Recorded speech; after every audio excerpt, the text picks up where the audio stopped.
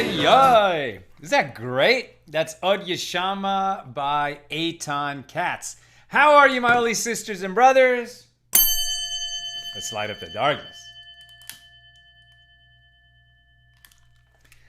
Who's with us as we do some beautiful learning on a Tuesday evening?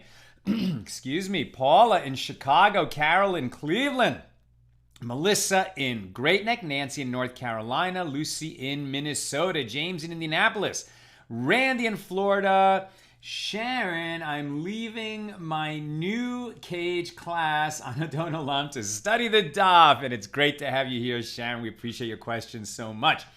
Moisha in Brooklyn, PK in Colorado, Patrice in Utah, I believe. Paula had been watching his mother's letters. We'll finish after class. Beautiful, haunting, never forget. I'm sorry, I'm not familiar with that book.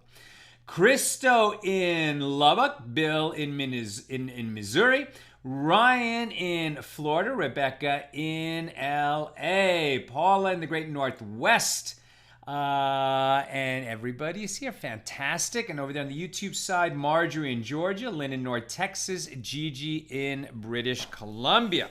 Tonight's class is sponsored by Yehudit Sobel, a pillar of our class. And she's sponsoring in memory of Moshe Avigdor HaKohen, Dr. Matthias Sobel. May his neshama have a great aliyah, and we say amen. And Yehudit, may you and all your loved ones be showered in blessings, and we say amen. Thank you so much for helping us share more Torah with more people around the world. A quick thought from Rabbi Twersky from his Living Each Day. I've mentioned this book a few times. It's fabulous. He has a kind of a thought based on the written Torah and a thought based on the oral tradition for every day of the year. Here, based on written scripture, he looks to Psalm 55, verse 23. Cast your burden upon God, and he will provide for you. For he does not allow the righteous to fall. Says Rabbi Twersky, if we had a correct perception of how the world really functions, our lives might be altogether different.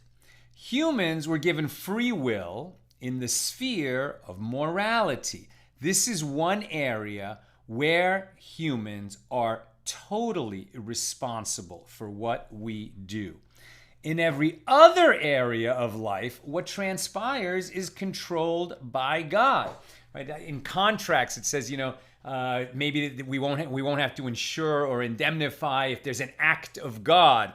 And so we think, tornadoes, hurricanes, those are acts of God, these natural disasters. But everything is an act of God. Every blade of grass that blows, and how much parnasa, how much of a livelihood we're going to have each year. All of that is in the hands of God. The appropriate division of labor, then, should be that humans occupy themselves with moral decisions and leave everything else to God. Is it not strange that so many people do just the reverse? And they try to change the unchangeable things in the world while resigning themselves to a spiritual status which could lend itself to favorable change. But they say, what can I do? That's the way I am. No, that's not the way you are. If you can identify things in yourself where you could do better in terms of, how you treat others, how you relate to God, how you relate to other people, how you relate at work, how you relate at home, etc. So if you could identify ways you could do better, then you could do better. It's in your power to do better, right? All of the moral choices we make, all the choices we make, so often we're living on autopilot, but it is in our power to change the way we react to things, the way we behave, what we say, even how we think, even how we feel. It is in our power to change that. It's what's external, what the world throws at us. That is out of our power. So the psalmist tells us, cast your burden upon God. Let go of your burdens and let God manage them. Put your efforts into achieving righteousness, for that is within your sphere of control. we should pray for the wisdom to be able to distinguish those things we can change from those we must turn over to God. A great thought. Okay, let's get into today's pages. Today's a double daf again so that we get caught up and get back on the daf yomi schedule. We are in Tractate Sukkah, the 7th volume of the Talmud. These are the laws of Sukkah. So we're still in chapter 1. Today, completing our discussion of the 5th Mishnah and opening our discussion of the 6th Mishnah here in chapter 1. These are all about the requirements of the sukkah, what makes it a sukkah, what makes it legally and valid as a sukkah for us to fulfill our obligation to dwell in the sukkah during the festival of Sukkot, and from where are these laws derived. We pick it up near the bottom of the B side of page 11. This is the principle. We learned in the Mishnah. This is the principle with regard to the roofing of a sukkah. Right, it's a great word, the roofing, the schach, right? The materials that we can use as the roofing. And as we've seen already, it needs to be something that grows from the ground, some kind of plant matter that is detached from the ground. And it has to be in its natural state and not something which can contract ritual impurity, something that can become tameh. Meaning, if the let's say the wood has been fashioned into a vessel, like a wooden spoon or a wooden bowl, then it can no longer be used as the roofing material of the sukkah. So it's plant matter that is still in its natural state. That's what we can use as the roofing. And then as we've seen, that roof has to be less than 20 cubits above the ground, more than 10 handbreadths above the ground, and it has to provide more shade than the sunlight it allows to pass through it. Now, says the Gemara, this we learned in the Mishnah. This is the principle with regard to the roofing of a sukkah. One may not roof the sukkah with anything that is susceptible to ritual impurity or whose growth is not from the ground. So the Gemara asks, from where are these matters derived with regard to the roofing? Reish Lakish said that the verse states at Genesis chapter 2, verse 6, and there went up a mist from the earth and watered the entire face of the ground. So this is part of the creation narrative, right? It's one of the days of creation. I think this is preliminary to the plants coming forth. There went up a mist from the earth and watered the entire face of the ground. How does this help us derive what the schach of a sukkah needs to be? It seems like, what? What's Reish Lakish saying? Well, just as mist, in other words, a cloud, mist is a cloud, it is a substance which is not capable of contracting ritual impurity, and its growth is from the ground. What? Mist grows from the ground. Well, it says that there went up a mist from the earth. So just as mist, i.e. a cloud, it's a substance not capable of contracting ritual impurity, and its growth is from the ground, i.e. it arises from the ground, so too the roofing of the sukkah must consist of a substance that is not susceptible to ritual impurity, and its growth is from the ground. Since the mitzvah of sukkah evokes the clouds of glory with which God enveloped the Israelites in the desert during the 40 years of wandering. We were in a desert, right? We would have been, just burned up with sunburn and been so dehydrated, etc., except that God had these clouds of glory over the 2 million people in the encampment. And so no matter how hot it got in the desert, it was like we were dwelling in a perfectly, temperature-controlled environment that was not only cool, but moist in the midst of an arid desert. Amazing. And so that, and the sukkah, and particularly the real definitive feature of the sukkah is that roofing. It is meant to remind us of those clouds of glory underneath which we dwelt in the midbar, in the wilderness. And that's why we're going to tie the roofing and what it needs to be, what its basic requirements are, to that verse in Genesis, which discusses a mist, since we're tying it to the clouds of glory in the wilderness. This is the reasoning of Reish Lakish. Now, the Gemara asks, this works out well according to the one who said that the sukkahs mentioned in the verse, Leviticus 23:43, I made the children of Israel to reside in sukkahs, were clouds of glory, as it is reasonable that the roofing of the sukkah is modeled after the clouds.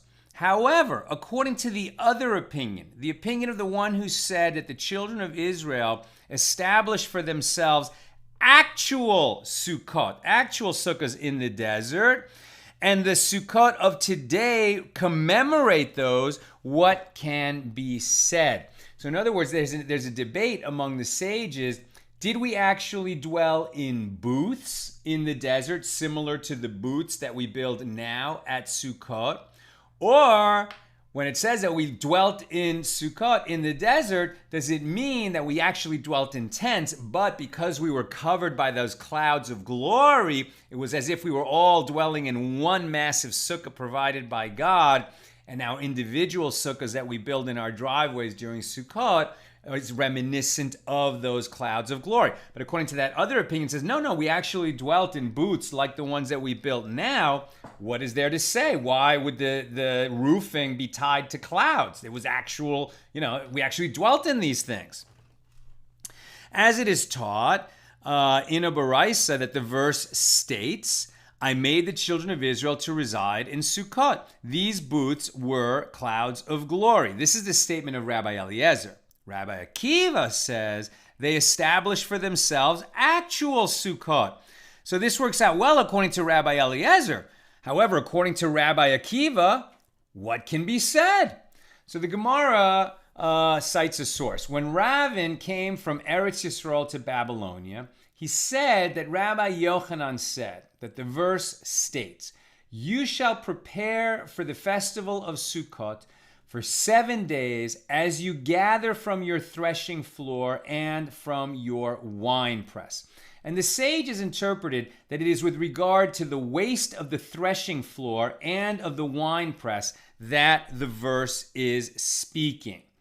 Okay, so now we're getting into, all right, how are we deriving that the materials that are in the roofing, right, that they cannot be susceptible to ritual impurity, and that they are plants, plant matter that grew from the ground, right? So Ravin, when he came to Eretz Yisrael from Babylonia, when he went up to the Holy Land from the Jewish community in Bavel, he looked at this verse, Deuteronomy 16:13, that you shall prepare for the festival of Sukkot for 7 days as you gather from your threshing floor and from your winepress. And the sages interpreted that it is with regard to the waste of the threshing floor and of the winepress that the verse is speaking. One uses grain stalks and vines for roofing the sukkah, materials that are not susceptible to ritual impurity and which grow from the ground. Now, the stalks of the grain or the vines of the grapes, this is as opposed to the actual wheat grains and the grapes themselves that we either eat or turn into wine. Why? Because grain certainly is susceptible to ritual impurity. Grapes are susceptible to ritual impurity. All food is susceptible to ritual impurity. So they're now going to derive that, well, you can't use fruit and grain itself in the roofing of the sukkah, but you can use the rest of the plant. What would ordinarily be thought of as the waste matter, what we don't eat, that's what you could use as the roofing. And that has that characteristic that it grows from the ground and is not susceptible to tumah. So the Gemara asks, and say that the verse actually teaches that one uses the items which are placed on the threshing floor itself. In other words, the stalks with the grain still attached to them, and the items that are placed in the wine press itself. In other words, the vines with the grapes still attached. So let's say that we can use those things as roofing. Grain and grapes, like all foods, are susceptible to ritual impurity. So if the verse is interpreted in this manner, the Mishna's criteria for roofing that is fit for a sukkah could not be derived from it. right? Since we already have established this law that that's what's suitable for roofing, grows from the ground, not susceptible to tuma. So you can't look at this verse, which talks about what we put on the threshing floor or on the wine press, since that does include the grain and the grapes. So perhaps we need to look elsewhere for a proof of this law, which is part of the oral tradition. Rabbi Zera said, wine press is written in the verse here, referring to the wine. And it is impossible to roof with wine. Apparently then, the verse is referring to stalks and sheaves, but not to the produce, not to the grain itself or to the grapes themselves. Now, Rabbi Yirmiyah strongly objects to this. Why can't the sukkah be roofed with wine? Rabbi Yirmiyah, what did you just say? How could you possibly roof a building with a liquid? You can't use a liquid as the roof. Say that it is referring to the congealed wine that comes from Senir, which is by Mount Hermon, which is similar to a cake of figs. Since it is possible to interpret the verse as referring to the use of food for the roofing, the Mishnah's criteria for roofing that is fit for a sukkah could not be derived from this verse. And Rabbi Zera said, this matter was in our hands. We had a good proof for why it is that what is suitable for roofing comes from the ground, but is not susceptible to ritual purity. We could use that verse from Deuteronomy.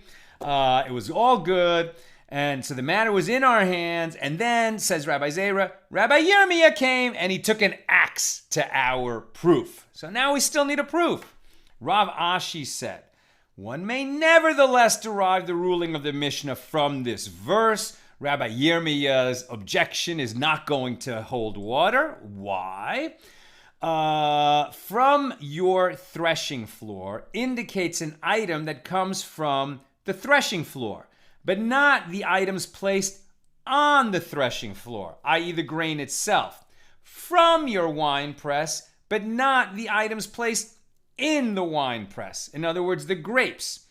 So the verse is referring to the waste products of the produce placed on the threshing floor and in the wine press. And so we're back to, we have an acceptable proof of why the Mishnah holds as it does.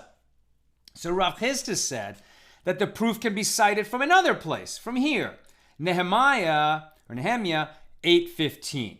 Go forth to the mount and fetch olive branches and branches of wild olive and myrtle branches and palm branches and the boughs of a dense-leaved tree in order to make Sukkot as written.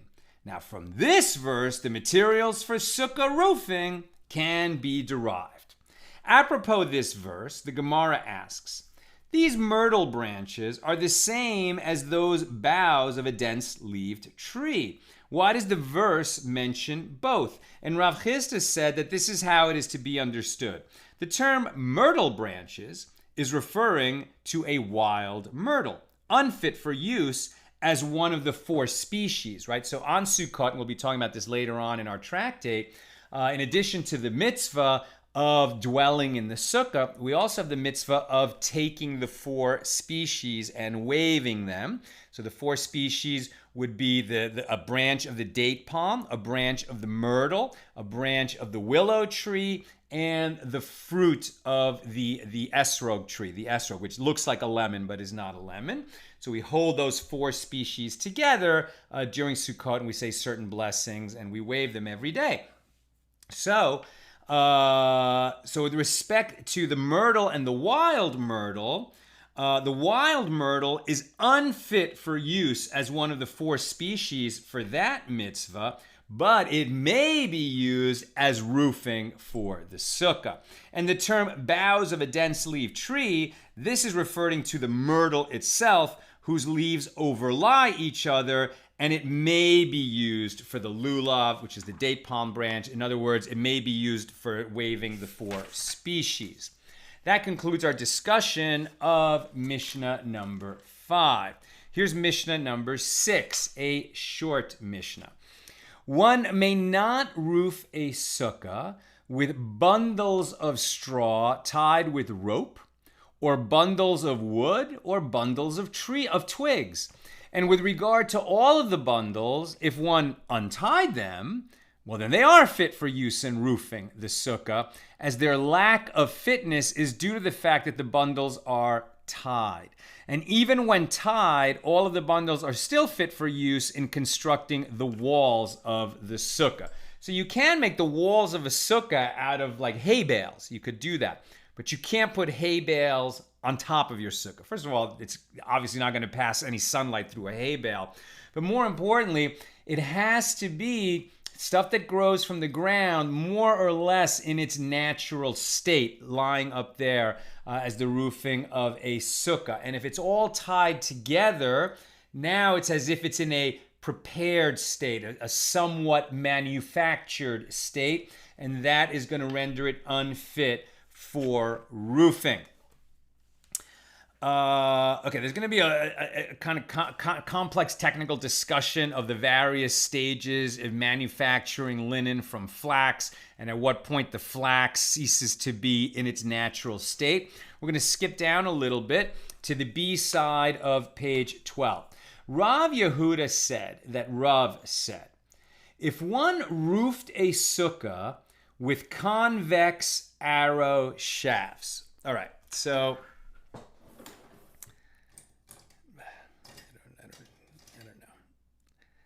it's almost like, so what's going to be discussed here? All right, so just think about an arrow, okay?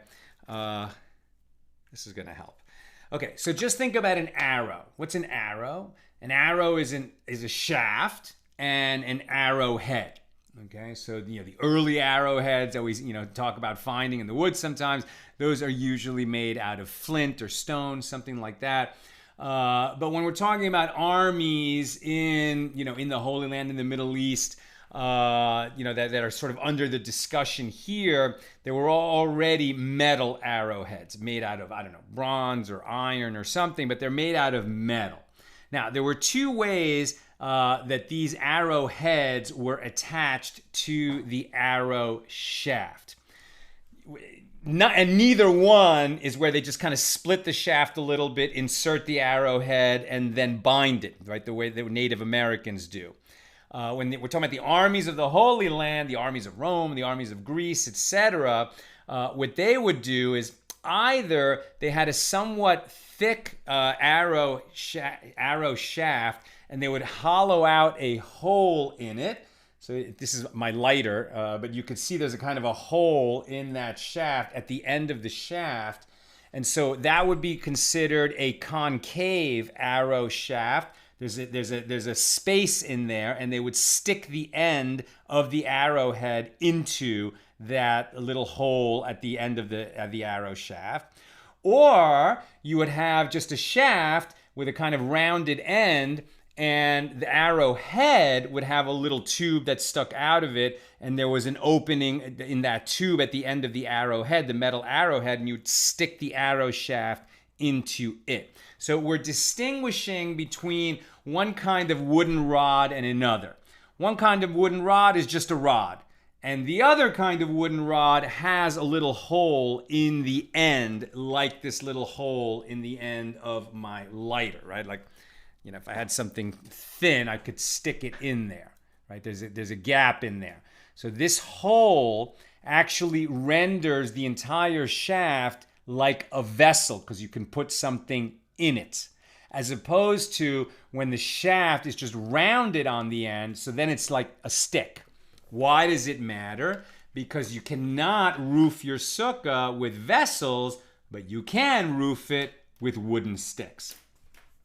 So Rav Yehuda said that Rav said, if one roofed a sukkah with convex arrow shafts, which are made of wood with a protrusion on the end that is fitted into the socket of the metal arrowhead, so then the sukkah is fit. These are just wooden sticks, and you can use them on top of your sukkah.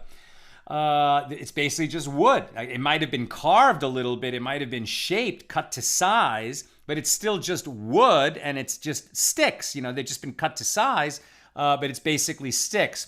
But Therefore, they are fit roofing for the sukkah. If, however, one roofed his sukkah with concave arrow shafts, which have a socket in their end into which a protrusion from the metal arrowhead is inserted, then the sukkah is unfit, since these shafts are wooden utensils with a receptacle. They are therefore susceptible to ritual impurity, and therefore they are unfit roofing for a sukkah. And the Gemara asks, the fact that if one roofed a sukkah with convex arrow shafts, which are basically just sticks, and the sukkah is fit, it is obvious. It is no different from roofing with any straight, smooth reeds. And the Gemara answers, stating this halakha, this law, is necessary, lest you say, let the sages issue a decree and prohibit roofing with convex shafts due to the prohibition against roofing with concave shafts. Therefore, Rav teaches us that no decree is issued and convex shafts are fit roofing. I mean, it's unlikely that anybody is going to take something which is probably a pretty expensive item, relatively speaking, these, arrow shafts and roof his sukkah with it. And so therefore, since it's such an unlikely event to begin with, they're not going to issue this decree to prevent us from using something that is technically valid, lest we mistakenly use the one that would be technically invalid. The master said, if one roofed a sukkah with concave arrows, the sukkah is unfit. And the Gemara asks, well, this is obvious. All wooden receptacles, right? Receptacles, like a cup, it's a vessel. All wooden receptacles are susceptible to ritual impurity. The Gemara answers, stating this law is necessary, lest you say, a receptacle that is designated to be permanently filled, its status is not that of a receptacle, as a receptacle is typically filled and then emptied, filled and then emptied. In this case, once the arrowhead fills the receptacle, it remains there. Therefore, Rav teaches us that it is deemed a receptacle anyway, and it is not fit roofing. Rabba Bar Chana said that Rabbi Yochanan said, if one roofed a sukkah with bundles of combed flax, the sukkah is unfit, as flax at that stage of processing is the raw material from which threads are spun, and it is susceptible to ritual impurity. If one roofed a sukkah with stalks of flax, the sukkah is fit. Since they remain in their natural state and they have not been processed in any way, their legal status is that of any tree, and they are not susceptible to ritual impurity. And if one roofed with the hoshen of flax, stalks at an intermediate stage of processing, I do not know what their status is, i.e. whether or not they are fit for roofing. Skip the next paragraph. Rav Yehuda said, with regard to these wide licorice and wormwood leaves, one may roof his sukkah with them, since these are not consumed by people, right? You can't roof your sukkah with lettuce. You could roof it with, leaves of, an oak tree. People don't eat oak leaves. They do eat lettuce, right? So if it's a food that's typically eaten, you cannot roof your sukkah with it. But if they are leaves which are typically not eaten, then you can roof your sukkah with it. However, their legal status is that of any other plant. They are not susceptible to ritual impurity. But Abaye said, with licorice leaves, yes, one may roof his sukkah with it. But with wormwood leaves, one may not roof his sukkah with it. What is the reason? Not that people eat wormwood leaves, but rather that their odor grows offensive over time, and one will abandon the sukkah and exit. It is inappropriate to establish a sukkah in which it is impossible to remain. If you build a sukkah out of something that's going to grow foul and offensive, you're not going to want to be in the sukkah. That's not a valid sukkah. It's definitely not honoring the mitzvah of sukkah. And similarly, Rav Hanan bar Rava said, with regard to these thorns and shrubs, one may roof his sukkah with them. But Abaye said, with thorns, one may roof his sukkah. Now, when he says with thorns, he doesn't mean, I think, just the pointy things that grow on roses. I think when they say thorns, they're talking about a plant that has a lot of thorns. It's a thorny plant. One may roof his sukkah with it. But with shrubs, one may not roof his sukkah. What is the reason for this distinction? Because the leaves fall over time and they're apt to fall into the food and disturb those in the sukkah, and one will abandon the sukkah and exit because he doesn't want to be there. Right? So when you roof the sukkah, you got to think, okay, it's got to be stable as the roofing of my sukkah for the week-long festival. If it's going to be falling apart and falling into the food and it's going to be gross and unpleasant to be there, not valid schach and therefore not a valid sukkah. I am almost done, so let's get your questions and comments. It was just a lot of technical material today that doesn't really pertain too much to Sukkot, so I'm not going to go into that stuff. I'd rather save a little bit of time for discussion. But near the top of the B side of page 13, Mare Mar taught, with regard to these bundles of reeds from Surah that are bound for sale, one may roof the sukkah with them. Now we learned that bundles of twigs, bundles of hay, you can't roof your sukkah with them. So what is different about these bundles of reeds from the town of Surah that one may roof his sukkah with them? What's different is, although the seller bound them, he bound them merely to ascertain their number more readily, and they will not remain bound. They're not meant to stay bound. They're only bound temporarily, the person who's going to use them expects to unbind them and use them on the roof in their unbound state. What was Surah? What was the town of Surah? Surah was a town in southern Babel, in southern Babylonia.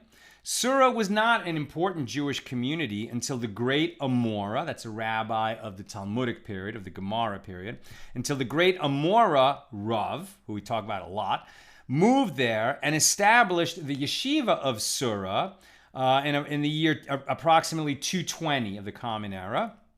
And from that point until the end of the Gaonic period, which is about 1000 of the year 1000, of the Common Era. And so for about 780 years, Surah was a major Torah center.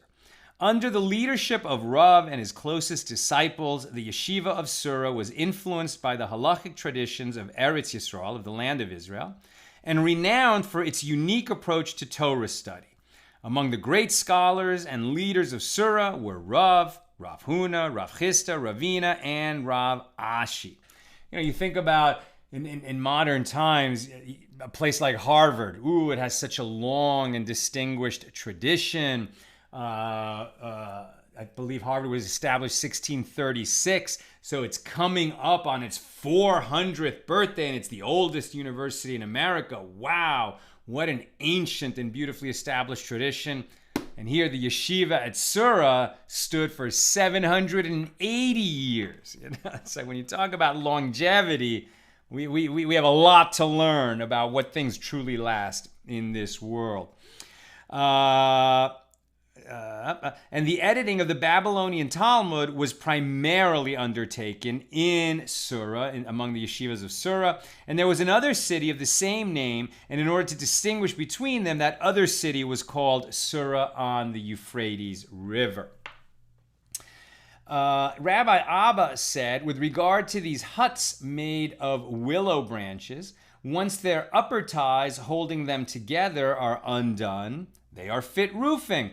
And the Gemara asked, but aren't they still tied from below? And Rav Papa said, Rabbi Abba is referring to a case where he unties them from below as well. And Rav Huna, the son of Rav Yehoshua, said, even if you say that Rabbi Abba is referring to a case where one does not untie them from below, they are fit for sukkah roofing, as any binding that is not destined to be moved is not considered a binding. Since these huts are untied from above, where one attempted to move them, they would fall apart. So it's a very loose binding. The real point is, if you've got bundles of twigs that were bound for some other purpose than being on the roof of a sukkah, that it's not going to work. They need to be untied. Now, the roofing that we use on our sukkah is a series of reeds, really. I mean, they're just bamboo, sort of like narrow bamboo sticks they are tied to each other, but they're only tied to each other in order to lie flat as a kind of long mat on top of the sukkahs, just so that they'll stay up there and not fall apart. That's a binding for the purpose of the mitzvah, and that is permissible. Okay, let's go to your questions and comments. Steve, when the Hebrews fled Egypt and crossed the Sea of Reeds, the first place they encamped was called Sukkot, if I remember correctly. If so, there must be more than an accidental connection. Right, and that's also the place, as I recall, I should have looked it up, but I'm pretty sure, that when Jacob comes back to the Holy Land from living and working for his father-in-law for 20 years, and he comes back with his two wives, Leah and Rachel, and his other two wives began as concubines, but they're also the mothers of his children. So his 4 wives and his 12 kids. And his 12 kids. Right? And he has the emotional reunion with his brother Esau.